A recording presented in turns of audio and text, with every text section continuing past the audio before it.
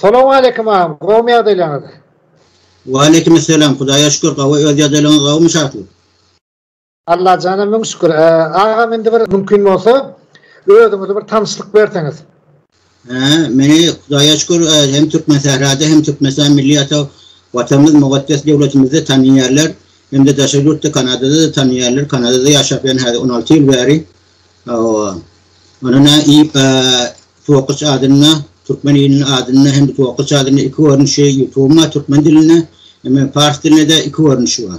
Hem medeni taraftan, festival taraftan hem de yankı siyasi ya da İran'ı bol geçen yadaylardan olayı YouTube'dan var. Onu kutlanacağım İran Türkmenler ya Fars millet olur görüyorlar. Tuğakıc'a Türkmenistan'da başta bir sizle gürleşimde yaşadım, daha ettim deydiniz. Türkmenistan'a ne için yılda geldiniz? Ben 1983 yılın 15. mayına vardım. Yani pasportumda da 25. may dip yazdılar. 20 yıl yarımım yaşadım. Türkmenistan Milliyeti vatanında doğdum, çöreğiydim. Kemal'e geldim. Mahtumullah adındaki üniversitede okutordum. Elbette önkü adı Maxim Gork'ti. Ona 1987'de girdim. 92'de de okutordum. Ondan sonra 2005 yılda Türkmenistan Milliyeti vatanında terk etmeli oldum. Ne için, ne mi sebep? O sebebi ben Türkmenistan konstitusiyası boyunca ençemege yazdım. Arada yazdım yolbaşçıları zatları rayetçilik için. Rayetlığın kıynansağın vermediler. Ondan benim mecbur oldum. Birleşen Halkara Koruması'na yüzlenip Ceneva yüzlenip şon isvilen, Ceneva isvilen Daşavur'da çıkmalı oldum. Elbette Kanada devleti kabul etti. Dinlemenler de başka dostlarım kabul etti. Şu dostlarımla gelip bu yurtta mesken tuttuk. Ama mesken tutuyorum ve vatanımızda, ilimizde, günümüzde hiç karşı gitmedim, karşıdan gitmez. Yani Kuvanyas, Büyüsonyas, ata vatanına Akbariyan içki ve daşkı siyasetine para kaçırttı ve asuda. İşler Akbariyarla daşkı yurtların meselesine hiç siyasi meselesine koşuşturmayarlar ve öz içki siyasi meselesine koşuşturmayarlar. Ben Kuvanyan, Büyüsonyan. Onu hem yerde aytlayan, Adiramaytyan, Europe'dan amaytyan. Siz gideninize 16 yıl oldu dediniz. 16 yıldan beri Daşaýurtda. Şeylerden mi? Yanlış mı yanmasın? 15. yıl beri Daşaýurtda değil. Daşaýurtda esasen ben 38 yıl oldu. 1983 yıl beri Daşaýurtda. Ben öz vatandan Türkmen sähränden ayrı yaşapıyorum. Benim atam yoğalı o yerine ayrıtın kurdum. O zaman 13 yıllara geri oturmayla. Yani 16 yıl beri ben Kanada devletini yaşapıyorum. Doğru. Şimdi siz şu Türkmenistan'a bir gelip şu Türkmenistan'da 5 vilayet aylantınızı adet ettiniz. Yani köp tavaat gördüm. Şu 15 yıl oldu bark görmedim. 15 yıldan sonra bardım. Ata vatanımı ilme günümüne. Onu gördüm. Begenyen cemaatden elbette. İmigrasyada yaşları gördüm. Yaş oğulları, gayrileri. O zaman başka idareler dağıtlarda da yaş oğulları, yaşlılar dağıtlar. Hem devlet yaşaptır. Önkü yağlarına dağıtında. Hem de yaşlılardan işe yürüttürlü idarelerde iş yapıyorlar. Diyeten gavulma çıllı beğendim, beğendim gelip YouTube'umda da gittim. Narkotik aşı görüşürlerini, onun ama diyeten asudacılık, parakatçılık yöne sebebi kabir yağdaya açıp bizim doğru konuşumuzum yok. Biri İran, biri Afganistan. Afganistan'a narkotik cesimlerge çiğettiler, adamları dahil ettiler. Onu evine geçiptirler. Hem de İran'ın dini propaganda ettiler. Öz dillerini, şu an mengeç adımdan ağlarını içeride zehirli ettiler. O adam şey demek onun evine geçiptirler. Diysen bana bu beğendim. Onun hem öz dillerini de sorunlu ev oltturlar. Adam sıylanışık gördüm birin arasında. Adam hormatlı birin arasında. Ne ayıcık olayan adamın garip bir yaşasıdır dedim. Çürün bölüş bir yerle. Son yerli bir yadaylar gördüm. Doğrulan, kardeşlerim, tanışlarımın, kursdaşlarımın, grupdaşlarımın arasında. Bir meherli, adam kâşirlikli diysen o yadayları gördüm. Onun, Büyüson'un öz pulları var, milli devletlerin pulu hem radyoları var. Türkmen milli diline hem de televizyonları var. Türkmen diline açın başın aydım, sağ, şağlanlı. Hiç erbe saatlerim demi yani havarlarda ya radyo televizyonlardan ayıttırmayarlar. Ona da beğendim. Adamın yürüyün çişli oturunakta diyecek var yani. Adamın ağını zehirleyecek oturunakta diyecek var yani. Bir parakatçılık, bir asuda gördüm de, bir ahkamı yerleydi. Yine gidesin geliyor. Yani öz vatanım, öz ilim, öz günüm, öz doğan kardeşim, öz doğarlım, gülür yüzlüm. Hatta ben tanımayarlı da gelip, beni mihmançılığa çağırıp, hohzarlık ettiler. Diysen beğendim. Gelin Rokman diye son kalıp. Ana böyle Toqqılca ne düşme Kanada'da yaşayan dediniz değil mi? Tamam. Kanada Toronto şehrinde. O indi şu bir şeyler burada gıdıklandırıyor da meni. Yani hem adamlar şoňalyk bir watana garşy çykyş edýän adamlar var da indi diyecek bolan adam. Şolar var bir näme aýtyp berip bilýär. Meselem meni şolaryň atlaryna ma aýdasym gelenek da bolýan bada bir 5-6 sanaklar zatlar var da şu ýurdun içine şu nemedi böler da ýanky ýurdun içinde işlediler da adetdiler soň köpler kaçıp gitti da adetdi. Indi şolar boýunça şolaryň edýän işleriniň doğru mu? Şolar ya edýän işler näme doğru mu? Şolaryň şu arada bir gurrun versen bir düşünceňi bir goýdyň mene ýaşlarymdan daşa ýurtda okuyanlar we işleýänler we ne sizem Türkmenistan'da ýaşadyňyz, adetdiňiz, çöregiňiz, gitdiňiz. Ana daşa ýurtda nädir näçilmer ýaşaýan duja diýje kolyanlarynda bir şu düşünce rahat bolanda bir şu arada bir gurrun beräýseňiz de. Aytgan zaten 100% doğru. Men öňüm çykyşlarymda aýtdym. Näme üçin näme 1953-nji ýylda 1 martda adaptasiýasyny öğretdiler. Ýurdun içinde şu Sovet Soýuzy wagty şolara garşy gidip edip şu pikirleri öğretdiler. Ýurdun kemçiliklerini aýdyp, kemçiliklerini ululdup, ýa düşmançylykyny öğretdiler. Onuň hem häzirem bolsa YouTube'lar döredi, emma bir nimele bilen pikirlerini dinleyen, emma pikirlerini bir netije alanýan zat ýok. Sebebi düşmançylykly. Hiç için düşmançylykly sen bir bilen görüşende siyasi ýagdaý bilen görüşende ýa ekonomi ýa medeni ýagdaý görüşende düşmançylykly görüşmeli. Onu ýagdaýy aýtmaly şeýle bir ýagdaýlaryň bolýar, bir ýagdaýlaryň düzelýär diýmeli. Men şoň üçin men dünýä garaýşym ýa pikirçim parahatçylykda we asudaçylykda we düşmançylykda de. Men öz doğanymy bilýän, sen menen men tawawatym ýok. Sen menen men tawawatym hiç ýok. Näme üçin dilimizden bir, däpterimizden bir, medeniýetimizden bir, hudaýymyzdan bir, döwletimizden bir, prezidentimizden bir. Aýtjak bolýan zadyň o zatlaryň dämi sen iň uly baha bermeliň. Görýärsiňiz da, goňşy ýurtlarda kan dökülýär, başga 7 ýurtlarda men adyny aýtyp geçdim. Indi İran we nima, Irak we Siriýa we Yemen we Libiýa we diktator dip döwlet ýolbaşlaryny uly mafiýa ulu devlet ayırdı da o yurdun için işin vardı. Sebebin gıdıklanyan zadi nefte, gazda, paxta yurdun bayıklığına gıdıklanıyor. Halkın ösmegine, ekonomi taraftan ösmegine, medeniyetini zadine gıdıklanan onu açık düşünün öyle. Olan bulan aytyan kepler gurunları ön ayt düşünüyorlar ya da bir işte işleptirler, şu işte de kavuluptırlar. Ya bir sucuk ediptir. Bir edilen işleri vardı, ona cekmeyecek aytıp bilecek mi? Onun İrak'men aygol kakacan ve vatı kılay yarım cemiyetin işgari. O da sebep boldy geldi. Ýa-da men aýtdym diýibinin ýangyşdyňy dedim. Ya Abdulqulif şeýle. Göskönüm men gurgun etýän Abdulqulif diýip wagty men dedim o gulmataryň dedim oýnaw bolýardyňmy dedim. Yaman ýangyş dedim. Sen aýtýan alparyan ýoluňy dedim düşmançylykly, hiç sen düşmançylykly bolmaly dedim. Ýok sen şahsy düşmançylygyň bar dedim. Emma o şahsy düşmançylyk bilen siýasy düşmançylyk o aýratyň. Ya öz ýurduňa gitmek, ya garşy nemetmek o aýratyň. Eşdeýärmi? Gara şoňal onu sen aýyrmaly aradan, ýa-ni siyasi ýagdaý bilen medeni ýagdaý bilen ýa-da şahsy düşmançylyklar sen olaryň tawasyny görmeli. Olaryň öz şahsy düşmançylyklary zatlary odam şu düşmançylykly görüşýär. O görüşdär ol. Ol adamlar nämeti görýärler. Adamlar zaýlym. Onuň üçin Türkmenistan ýaşy oglary gaýlary düşünjede ýokarda. Bilýärler näme oýnmadan, näme düşünje bardan, näme propaganda bardan. O ýurdun içinde de aýtýarlar ony. Käbir ýaşylarym zatlym azatlyk radiýasyny näme propaganda etýärler anlar zaýlamak üçin, zäherlemek üçin ýa ýurdunda şu näkile şeyler. Hem onuň arasynda pul bar. Pul ýok ýa-da o azatlar alanaklar. Teýatda çöp başı gymylama diýerler Türkmençilikde. O pul bolansa pul ýerdejin, pul olar kepmedi wati. Olar öýdäkine de onuň men aňyrsyn bärdin bilwatýyn. Näçil näilini edelini, näme işedelini, aňyra näil kulak keserlerden tanıyan ýekek eden. Ýöne men olaň içki medeniyetlerini, gurunlaryny goşuşýan bolamak. Hey Türkmenistanly diýe, Türkmenistanly daşa ýurtlar, öz ýurduňa ol. Türkmen dogallarymyz diýmel, hosarlarymyz diýmel, watandaşlarymyz diýmel, ýerdeşlerimiz diýmel, şuňa. O bir agysy we ýalyk bir düşmançylyk bolan ýerden tapan ýalyk musurdan tapan. Ýok, öz bir döwletiň ma sen, öz milletiň ma. Dogry sistem bilen pikirini dengelýän nädir? Ya ýaşaýyş durmuş bilen dengelýän nädir? Emma ol aýratyň gurulun. O zaman men bilen hiç gaýsyny gollaw oturmak bolajak. Neyli kep başlarına, neyli kep kotoranına, neyli nokot koyani, neyli yayat yani, neyli hapı sözler olan yani, neyli zatlar diyabeti men gördüm neymi. Dil edebiyatı oturdum da, üniversitede oturdum da. Neyli otur koymalı, neyli nokot koymalı, söz neyli başlamalı, neyli kotormalı, neyli logika olmalı. O zatları da hükmen adam bilamalı. O zaman bunlardan gerek yok. Onun için bunlara cevap vermeden sonra okuyan, gülsen okuyan.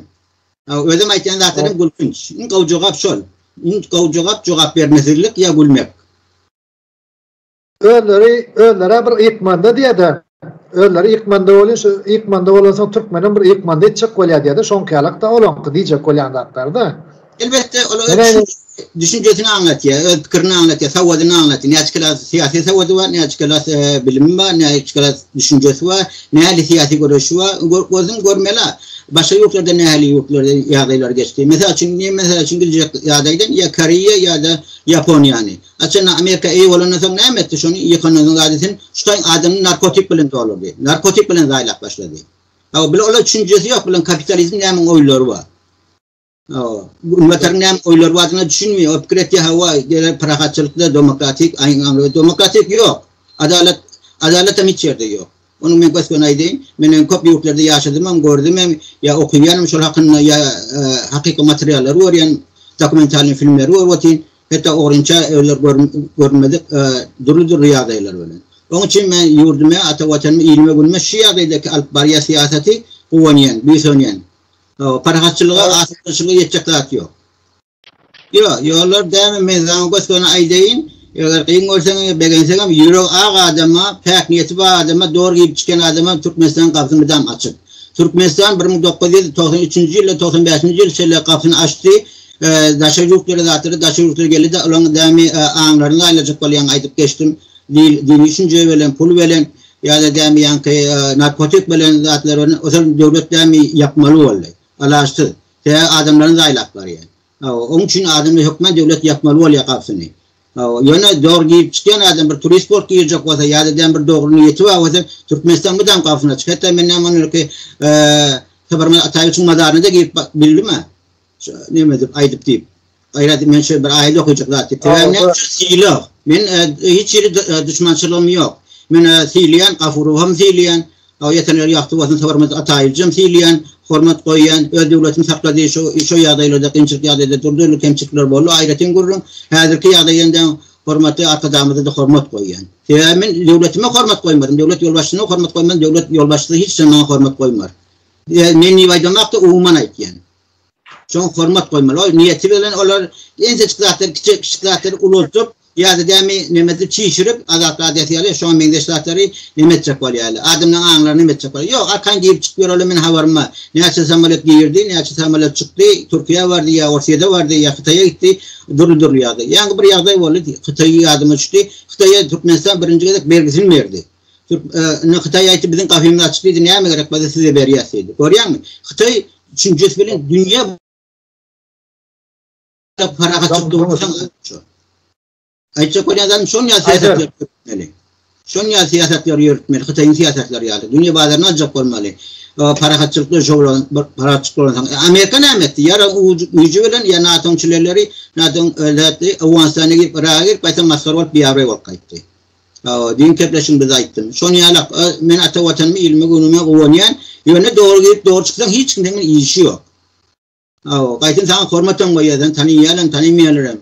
Dürlü onunla ki aydın sağlıkla karşılayıp ben tüys yürekten beğendim. Beni yürüyorum kuysa vatanımı ilmi günüme barayın. 30 yılından tüys yürekten yani bir son yani. Başla yine nemeden olsun.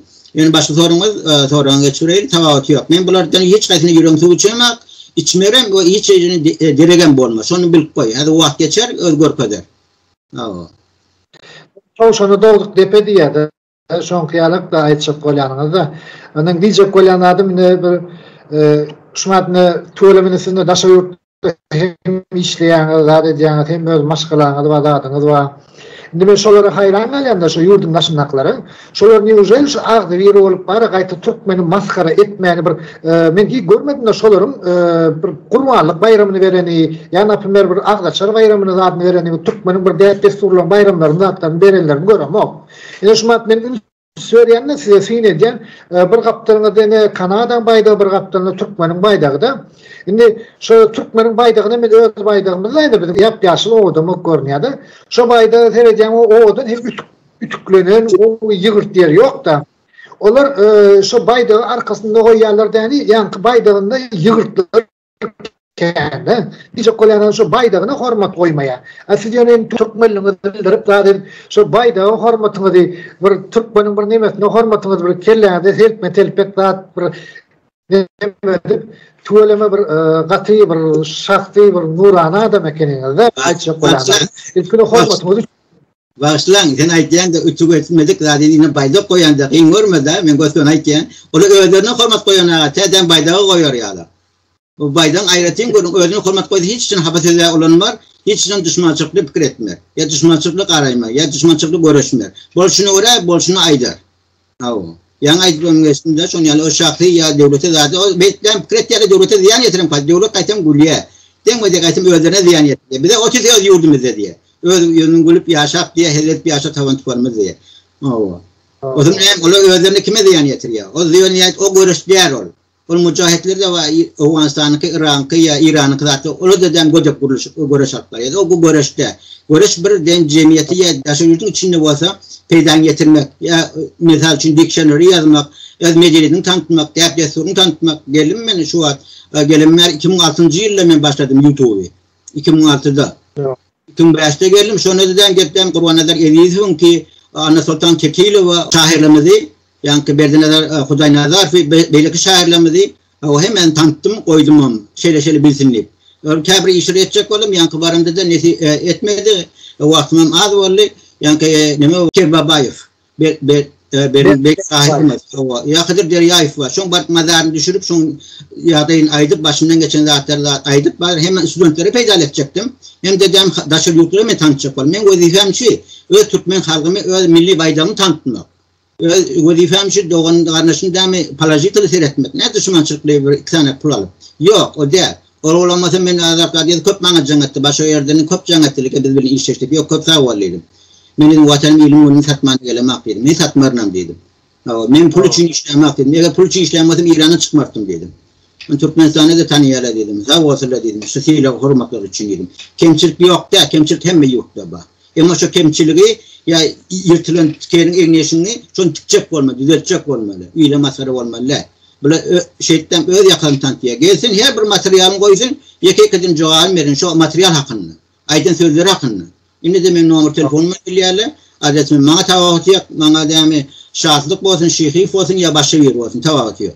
Göz konu. Başla, ne açık olayan zaten şu, senin onun içinden mevcut mu, o şahsi fikirlerine ihtiyarlı. O ihtiyarlı zaten mümkün yaş olardan anlarını dahilat bilmek için. Mesela için işlik yok diye, işlik var. Türkmenistan'ı gördüm, işlep böyle, ben aylık az, onu yeter yetmedi. O yani Türkiye'de köprek var yani, işlep böyle, gördüm çay sanıttırlı, çayın içine koşun alıttırlı, maşin alıttırlı, doğanlı öğrettirli, okul alıttırlı, okul çağlarını okutuyor. Beğen piyon, benim azadım haberleşene var, köp yerden haberleşiyorlar.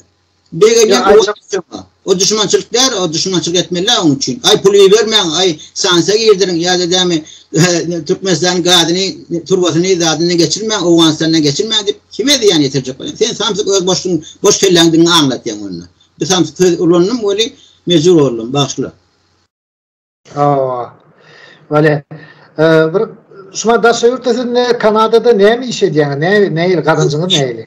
Ben işimle kızıklansam gadetsen, ben Türkmenistan'ı işlep yokum ofisi, gazı uğrat yattık İran'a, şunu işlep yokum, ayağım taydı dedim, nimetli taydı yoktu, şunu yıkıldım, arkalayım, şunu bilağır tapındım. Ondan sonra dedim, beri geldim, beri dedim, ağrı işleri işledim. Ondan sonra öldüre aittiler bana, bar dedi, şunu yazı, doktoru görünüydüler. Doktoru gördüm, doktorum yazı dedim, önüme şerist değil ya berdi, belli bir doktorla, gençliğimi biliyor. O da CT scan ile MRI diye önümden kameradan geçiriyorlar bu işli. Yani senin şu Çin mi ya yalan mı? Ondan sonra senin girişi var, hem de neme işlep bilmeyen hatta operasyon ettirmeden olacak dediler. Şu bana maip Türkmençe aysak maip bilağır. Şun pulun bana veriyor. O pulun ben neme öyüm saklayan devlet siliye hürmet koyuyor. Hem de psikolojinin yerine gelip ya da ödemi azaplı adresin ya bir Samsung kurumlara zaten satıp görmeyen, onu görmeyen. Kazancım ben şu devlet veriyor.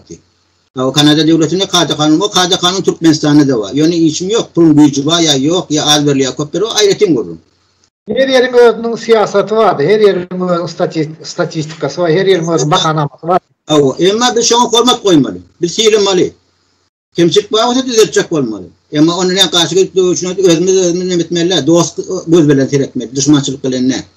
Sonra versem birinci şartlık, sen birinci gezek ben görüp otayım YouTube'da Türkmenistan devlet tarafından Türkmen devletini korap yazdım özü aydıp otayım, ayçak keplen zatlarını. Ama şu zat bunun özür bir 40 yıl 50 yıl bundan başlanan mozattı. Köp zaten üstü açılırdı. Neyli gurmet yerler, neyli fikirleri var, neyli düşmançılıkları var, neyli adat radiyası öğretti, neyli için öğretti, onun için Hitler'in radiyası öğretti. Köp zaten üstü açılırdı. Şimdi sen şunu başlayıp başlayıp o zaman birinci de ben kep bugünde şorttum. Dünya kaharını getirtme, nervisi etme, hapısız aytma, yirinin nervisini öldürme. Ben kepleşkilerini dinler vakit. Birinci de dinledim, bir yerde mihman çıktıkan, vay dedim, gen aldım. Neyli böyle hapısızlar ağzına, sebebi bütün dünya sana kara sirede oti. Sebebi sana de Türkmen devletinin orkazı oti otaydı.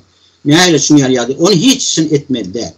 Sen kaçsam diyem, bir an kaçsam gülüp aytsan, ya şuna fark getirip aytsan, meşrulan aytyan keplerini yekekten fark getirip bilecek. Mesela için aytiyarlar, aşağı yurtta gelen vaktin dilini okutiyarlar diyorlar, dili üretiyarlar diyorlar. Dava bile dili üns veriyorlar. Ama başarsa da ulancak olaylar sen devletine karşı. Öyle devletine karşı başarsa ulancak otayın aytmıyorlar. Ya da dem kavu fikirler aytiyarlar, irini pulcağa alıp ya şunun özün satan ya oyunu bolanını aytmıyorlar. O ne? O gözken aytmalı.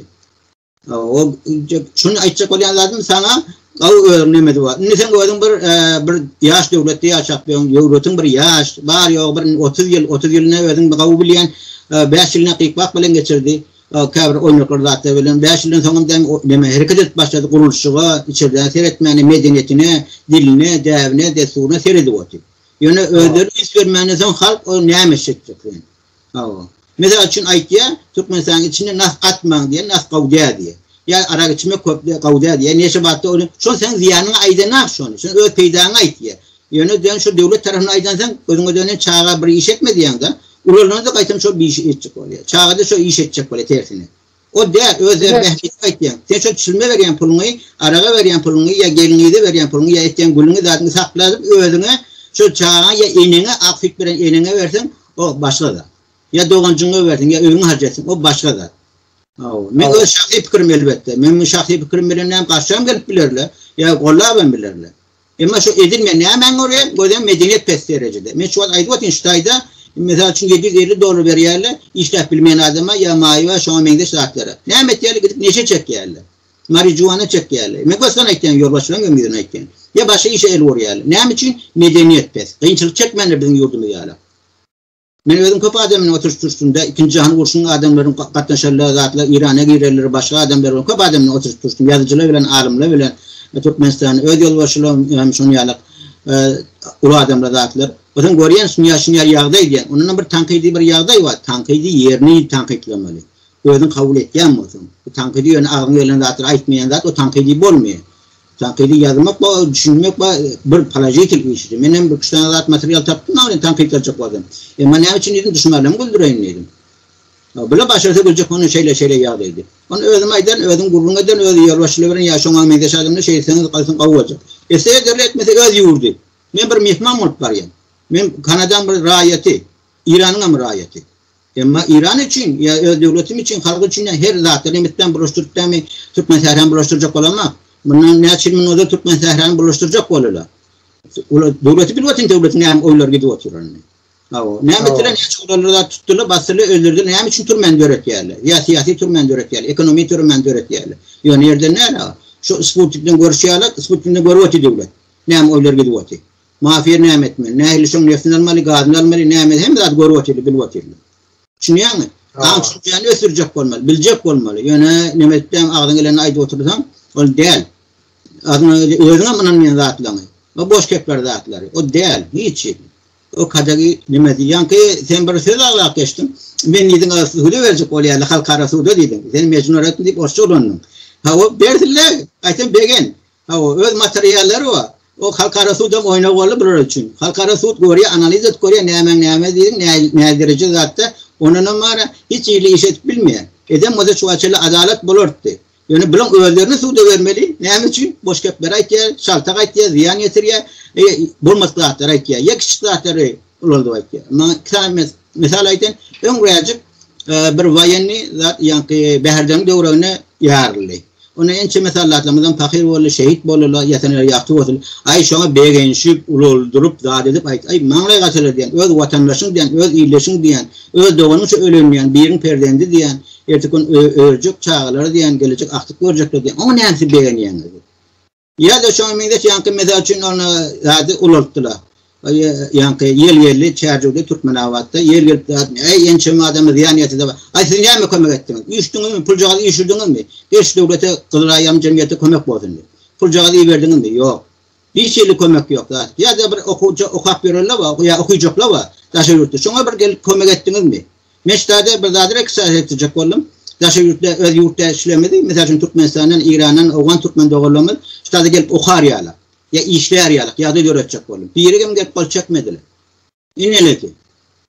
Edecek oğlum. Ben dedim pulunu ne demek dedim. Onun ben dedim hem Mahtum'un bayramlarını geçireyim dedim. Navruz bayramlarını geçireyim. Kurbalık bayramlarını geçireyim. Hem de geçireyim dedim. Ne mi girdici gireyim. O da devlet taraftan ya halktan dedim. İyilesin direğim dedim. Şunun gelipten bir adam tabi kırnet koy. Tek medeniyetin tanıttı. Tek tip gıydımız başlaydı. Durdu bayramın gıydı. Türkmen halkının medeniyetin adını tanıttı. Beğendim, kuvvenim, büyüsenim, doğanlığım dedim. Ödüm de vasan gorlayan sen dedim. Baktan yürüyte muhtına video çürüp zaten edip YouTube'larda var. Yine medeniyetin tanıdıvatı dedim. Türkmen halkının tanıdıvatı dedim. Türkmenlerde ne bayramçılıkları onları tanıdıvatı dedim. Yine bırardım yer otayda İran ağladı otuyla. Hasan öllü, Hüseyin öllü, Ali öllü ya falan öllü. Dol ağla. Yas otuyla. Ben o yurdumda gördüm ödeni kanun bayramını belli yapıyor, hal bayramını belli yapıyor, resmi bayramları belli yapıyor öyle. Diysen kavuzat. O bayramçılık, toyçuluk iyili için kavuyor. Hiç iyili değil. Ben bir doğu palacılık iş etsen var, atasatır adamım tapılıyor. Ya sana düşmançılıkla sana seyret yani, düşmançılıkla var yani. O anırdan bağlılan kanı ya bakilçılık son yani. Oradan gelen bir bakilçılık değil adı var. Osmanlı öfeti gelen halkın ayağına badak çalyadı. Onun şu hadirki yaşlar var da şu samsıklanıp şolun gepini onun ya onun olur Türkmenistan'a gelmelendi şolu. Şimdi şolun enesi var, atası var da adı var.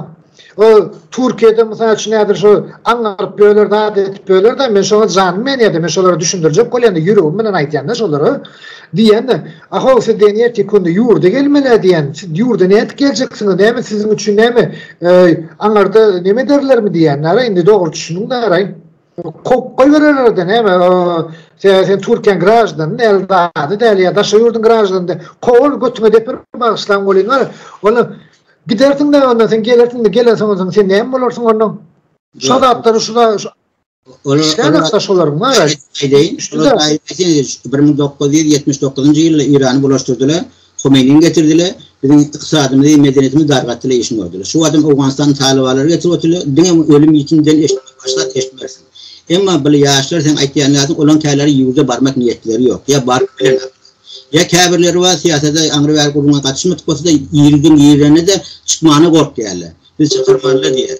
Biz verdi işliyatsa kazancımız var diye gösterine o yağdayları devlet ya emigrasyon yağdayı ya ministerlemedi. O kavuşer etmedi. O görmedi. Değil mi? İşleyen mi? Kazancı etkiyen mi? İş bilen mi? Kazancı bilen mi? Değil mi? Şunu etsin. Uğruna düşsün. Hiçbir pesler çıktık. Yani kabir boş kepler zatları anlatıyor zahiliye zahiyat yerler. O zatları ayrı film olur. Tuvakkılca yani Taliban dediniz de şu Taliban oyunçumuza açı o neye mi ayıp verip şu men Talibanlar hakkında istemem genişin ayıp olacak yani ben sizin vasfınızı almayın Talibanlara birincisinin neden Sovyet Sovyet'e karşı ulunlu DAEŞ'leri Al-Qaide diyen başka uğramalı zatları Amerikan öldüretti NATO öldüretti onunla bolttem her demiş ki yağdaydı yeni öldürüşüm getirdiler. Ay deme bir yerini kırsalar bir yerini ölür zaten. Yani ay şimdi mi Talibanlar çözüyor Talibanlar yok. Talibanlara pul gerek onun arkasında ne buyruğu veren masa yok oradan şunu ederler. Yani komşu yurtları çözmarlar hakkı sebebi onun İran Türkmenistan öz turbası. Afganistan'ın üstünden. Ondan sonra Pakistan India'ya geçip orada da behbitli oluyor. Orada şunu istiyorlar. Halkara halkalan orlama isleýärler. Yani hökümete isleýärler. Hökümete de bolası gelýärler. Talibanlar şonu ýaly. Yani içindäki halkyny ýaman horsaklar. Dini düşünce bilen, gelin okutmanı koymarlar, savgasız koyarlar. Ola başlasan şonu ýaly düşünjeler. Yani häzir fiýiş sözleri aýtýarlar. Bu fiýiş sözleri biz 79-njy ýyly Khomeini gelene geçirdik. Başımızdan geçti. Hem kavga aýtdy, avtogözü muhtan edersi diýor kireni, toğuňyzy, suwuňyzy muhtan edersi aňry berdat dedi. Emma bizim gül ýaly dostlarymyz atdylar. Türkmen Sahradyda, Kurdistan'da başy ýurtda zat. Häzir hem şonu etip gelýärler. Şu adam zindan ile partiler, türme, orşu, o evin yani doğalı, intelligentlerden, savvatlardan. Ola İslamiýaly savvatly adamdan eline galsyn. Döwlet bunu öz behbidin var yani. O öz behbidi var şurada. Şoň üçin hem däme ýa-ni onu gomuşy ýurtlara gelecekde, ular mümkin ýöne gelecekde ol plan eder, plan eder, bilen şahsy boş pikirleri. O düşünmeýän ýagdaýy, ýa düşünjesi şonu ýaly. O düşünmeýän diýip öz düşünjesini kadip kiretmesin, ýa-ni özüň düşünme bilemekde, ýok, o düşünjeni aýtýan sen. O düşünjen özüň üçin düze bolupdylar. Halk üçin ýa, Türkmenistan oň üçin nämetmen, Türkmenistan köp zatlar başyndan geçirdi. Göktepe meselesini geçirdi. Revolüsiýa ýagdaýda 1924'te geçirdi. 1932-nji ýyl ta 36-njy ýyl men Karakakymdan İrana geçýär, onu geçirdi. 91'den ta şuwalçele geçirdi, onu da geçirer. Onun bir sebebi siyaseti doğru siyaset. Parahatçılıkla asuda ýylyny gününe hyzmat etmek, düşman bilen salamlaşýar. Onlara ki İran'a 20 milyar dolar agysy var. Hani şu halk arası da berýärmedi, şonu bermeli, şonu aljak bolmaly. Juristler tapliýanmasa. Sen öz halkyň behbidini görmeli. Öz watanyň, öz döwletiň, öz mugatbetin. Dogry men Türkmenistan raýaty der. Emma men ýüregim döwletim bilen, öz watanym bilen, özüm günüm bilen. Maňa tawatýak men öňçe İrana, Türkmenistana geçmäkä men Leonid Brejnev wagty Orsiýetde şu öldü, ölenini aýtdylar, däden öldü diýdiler maňa. Men dädim ölse, dädim taplar şonu bir goý dedim. Emma ýup parahatçykda bolar, şonu bir goý dedim. Aýtdylar bilen garşy çykýarlar zatda bizning partiýamyzda zatda programda. Şonyada aýdylýar diýilýän zatlar bular boş. Ancak gördüm ben näme bolýar? Dilim güýçler dilledigi bolýar. Düşünjesini anlatýar. Ýok. O döwlet derejede içki we taşky siýasat o başa tüýsüldir. Biz geçirdik 19 Awgustda geçti. 1991'de Orsiýetde zatda 93-nji ýylyň şoň aralyklaryna zatlardan dürli ýagdaýlar bar. O siýasy ýagdaýa gelsem aýratyn görüň. Sen siýasatçy däre. Bizden ki inansam ne siyasetten baş çıkarıyor köp, ne ekonomiden, ne medeniyetten, ne devletin oylarından siyaset bilmek için siyasetin önce oylarını bilmedi. Ne oylar gitti o diye. Ama evduğumda ata vatanımı ya Yonku Sovyetska yurtlarını zaten korlayan. Mesela için aytiyalı onun ki devletin yolbaşını ayırmalı, panan etmeli, pimdan etmeli, diktatör diyor. Onun ki ayırdılar da Kırgızistan'la, Kazakistan'la, ne hemen yükledi.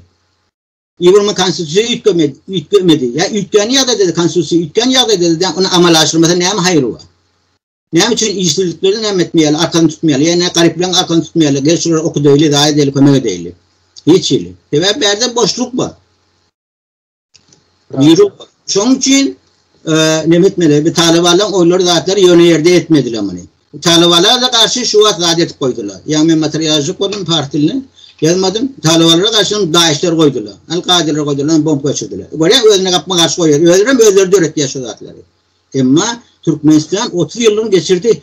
Bir gece Tacikistan yağda yarak olmadı. Ya Kazakistan yağda yarak olmadı. Tevahi komitet kavu işledi. Arası işledi. Doğru işledi. Yerli hatta demi futbol bir gece şehirde gezip ettim. Ay kıyık bak beğenipten Türklerin futbolistleri utuptur. Beğenipler dedi. Yem yukarıdan biri böyle yınak dedi. Beri Türkiye'de dedi. Beri Türkmenistan dedi. Berekella dedim. Malades dedim. Ben orşaysam. Oğlum. Ya kıyık bak ne meğerim. Bir kıyık bakları bula hala götürürler. Bulan yurtlarını haysbazda götür. Ne yemişlersen at. Ne yemişsen ait onunla ki. Bulan özlerine suda vermeli. Halkara futbol yapmadı. Bağladı. Adalet bağladı. Yok çınmayken. Yürümleyken. Adalet futbolun şulan özlerini vermeli. Ayretin kururum.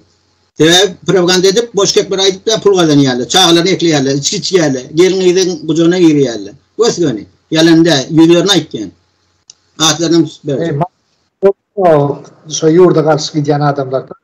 Yok, özüne karşı gidiyor. O yurda karşı gidiyor diye düşünmüyorum. Özüne karşı gidiyor. İyiçili yurda bir İngiliz arabaya getirdiler. Kaytam yurt öz yoluna baraya giderim. Şu yol öyle. Bir bağımım diyeyim. Yoğum diyeyim. İşte onu da görüyorsa birini caniyen ya. O arkadaşımı gördü bizi kıyırıp böyle diye o bağım tutuyor diye. O gördüm o dedi sen kıyırıp sen kime yeteceksin? Kimsin? Ne hakkını aytıp. O işinin devlet değil ya. Devletin siyaseti başka tüyüsü var. Çırşırımlı. Onu hazır düşünmek, onu girmek, bilmek, etmek. Biz ömrümüzü koyduk şuna. 38 yıl ayrıçlık çekip. Ya, elimiz atan, ellemir, vatandan ayırıp, doğanın karnasına ayırıp. Şoňaly gayrat et, hiç için başarsan qaharın getirtme. Qaharın getirtme, hapis et, ulunma. Aýsam, arada bir kepleşigini görýän gülýän. Berekerler dedim. Indi ben gulup jogap bermeliydim. Şoňalyk bol. Aýtýan ýalyň kepini gurkunçdy. Ya dersilemen meni burumda şoýsa, yekeden atlarını tutup oturma, yekeden. Näme eden etmişler, näme eden näli daşa yurdun içinde, yurdun içinde eden etmişler aýdaýyn. Ne oylar roller oynayıp oturan o aydı. Ne kim opozisyon rol oynayıp yoran ona mı aydı? O gelimde demiş zaten. Ne 2006 yılda, 2005'te geldi, 2006 yıl, 2007 yılda ben berde bir yerini gördüm de at tutmağa düğünden geçti. Onun hava falan men adım tuttu diyor, men adım tutuyor yani düğünün hemeden bir. Hemeden yakası bir. Ola bir düşünmekli. Onunla beri her kepleşin zatını dinlek koruyanlar. Arap radyasından ya da YouTube'lardan kepleşkilerine zatlarını anlayıverin. Anlasam oluyor. Niyeti neyme, fikir neyme, yürek savutmak. Kaharını boşaltmak. Ya kaharlı, ya düşmançılıklı. Oy görüş der abi. Görüş yani oturup göstereni şinyal yağda ediyor. Ben mesela Cüneyt'ten onuştayda ben video çüreyim. Video yatan dokumentarlı, köçüde yatan adamları, ağaçları, urşup yörörleri, narkotik enlanlı ulan yörörleri, yani nemeden işten tutuluyordu kapitalizm yigrenyen Karl Marx'ın aytışıyla. Adamdan kanunu soruyor. Ben çok mesela ben ata vatanında görmedim. Canını sağ olsun, başını dik olsun. Ata vatanında ilinde günde müdam toy olsun. Toy havarını eşteyli, yaz havarını eştmeyli. O daydarlar pişme seçtin, çağlarım alktaştın. Hemesin canı sağ olsun, başı dik olsun. Kuğun yaz, büyüsün yaz, yat yurtu yaşasakam yüreğimi siz belen. Toy olsun, mıdan begen yan. Hiç eli düşmançılığımız yok, dostluk bilen, doğru karayış bilen var. Çok sağ olsun, için canım sağ olsun, güler yüzün gördüm, mıdan güler yüzün göreyim şahsıca.